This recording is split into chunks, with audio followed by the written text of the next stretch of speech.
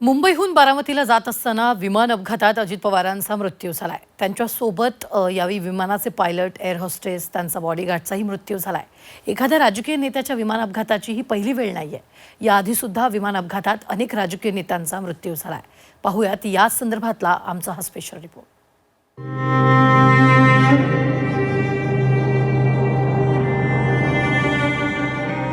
महाराष्ट्राचे उपमुख्यमंत्री अजित पवारांच्या मृत्यूनं देशभरात शोककळा पसरली आहे. विमान अपघातात अजित पवारांचा मृत्यू झालाय. उद्या त्यांच्यावर अंत्यसंस्कार करण्यात येतील. बारामतीच्या विद्याप्रतिष्ठानात अंत्यसंस्काराची तयारी करण्यात येते. सर्वसामान्यांचा नेता, राजकारणातल्या दादाला अखेरचा निरोप देण्यासाठी महाराष्ट्राच्या कानाकोपऱ्यातून लोक बारामतीत दाखल होत आहेत.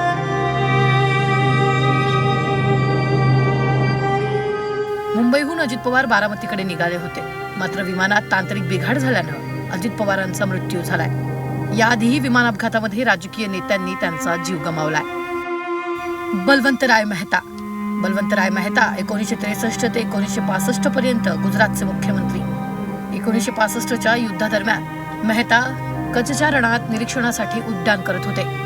त्याचवेळी पाकिस्ताननं त्यांचं विमान पाडलं.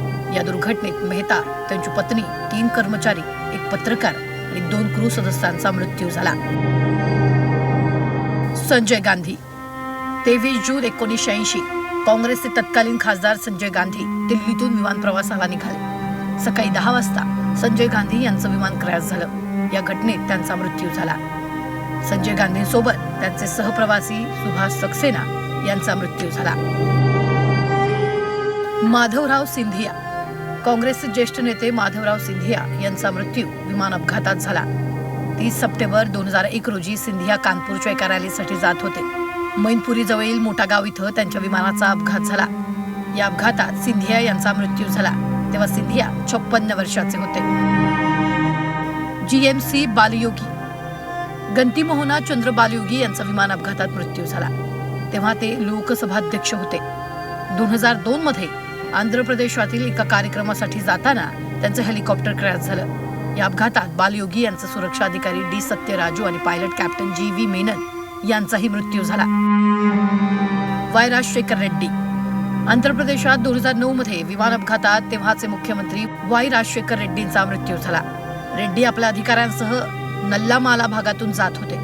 त्यावेळी त्यांचं हेलिकॉप्टर क्रॅश झालं. डोरजी खांडू अरुणाचल प्रदेशचे मुख्यमंत्री डोरजी खांडू यांचाही 2011 मध्ये विमान अपघातात मृत्यू झाला. खांडू तेव्हा 56 वर्षाचे होते. खांडू तवांगहून राजधानी इटानगरकडे जात होते. तेव्हा त्यांचं विमान बेपत्ता झालं आणि नंतर क्रॅश झाल्याचं समोर आलं. विजय रुपानी 12 जून 2025 रोजी अहमदाबादहून उड्डाण केल्यानंतर एअर इंडियाचं विमान क्रॅश झालं. या विमानातून विजय रुपानी प्रवास करत होते. रुपानी गुजरातचे माजी मुख्यमंत्री. रुपानी आपल्या कुटुंबियांना भेटण्यासाठी अहमदाबादहून लंडनला जात होते. महाराष्ट्रातल्या राजकारणातले मातब्बर नेते अजित पवारांनी अकाली एक्झिट घेतली. त्यांच्या जाण्यानं महाराष्ट्राच्या राजकारणात मोठी पोकळी निर्माण झाली. अजितदादांसारखी कार्यशैली, त्यांच्यासारखं काम दुसऱ्या कोणत्याही नेत्याला जमणार नाही. त्यामुळे अजितदादांच्या जाण्यानं महाराष्ट्राच्या राजकारणाचं मोठं नुकसान झालंय. ब्युरो रिपोर्ट, झी 24 तास.